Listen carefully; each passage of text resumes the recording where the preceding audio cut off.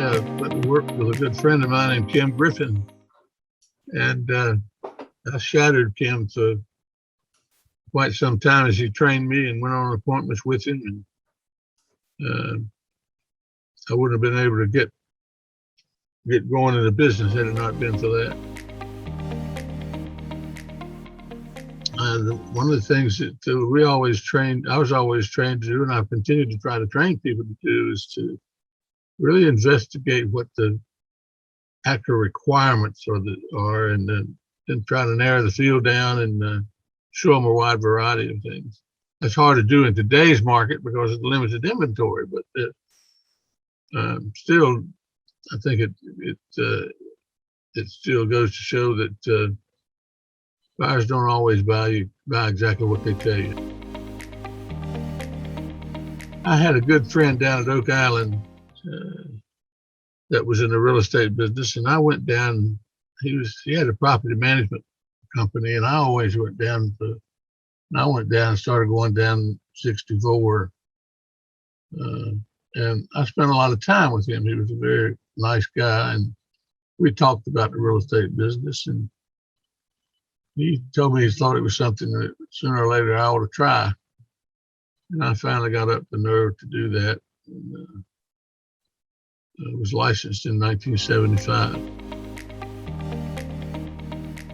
Well, I learned early on that if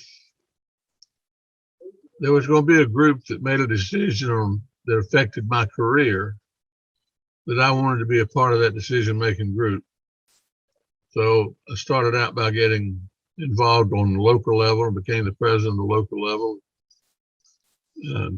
Got a bite of being on the board of directors of NCAR as president of the Durham Association of Realtors. And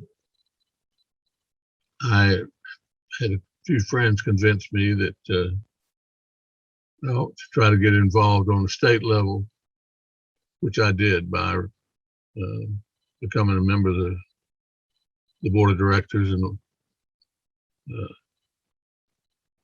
later working my way up to several positions within state association. And I really enjoyed being a part of that decision-making process. Yes, I ran on proud to be a realtor. And I was always proud to be a realtor, and worked hard along with many, many others to try to upgrade the reputation of the realtors, not only in Durham, North Carolina, but in the state as well as on the national level. And I have always been proud to be a realtor, and I am to this day. I guess one of the proudest moments was when myself and Jim Bixel and John Carroll, who was president at the time, were invited by Bill Clinton to the White House, and we sat down across the table from him, and I was just so honored and proud to represent 44,000 realtors that we had at that time. And I was proud to represent 44,000 realtors in North Carolina, all across the United States, as well as all across the state of North Carolina.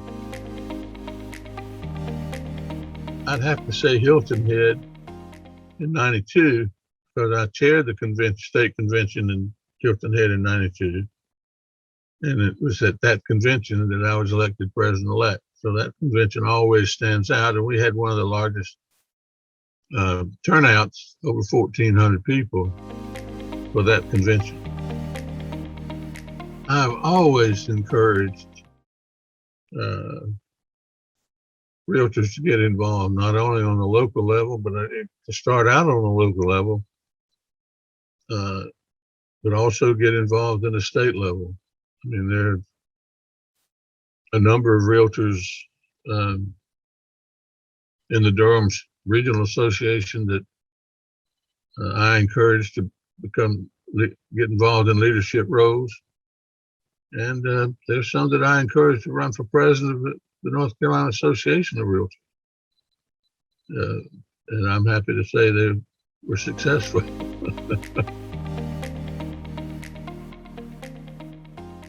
Be prepared for change. One of the things I've witnessed in the 40-some years that I've been in the business is lots and lots of change, especially in the last 10 years. And I'm sure that it's going to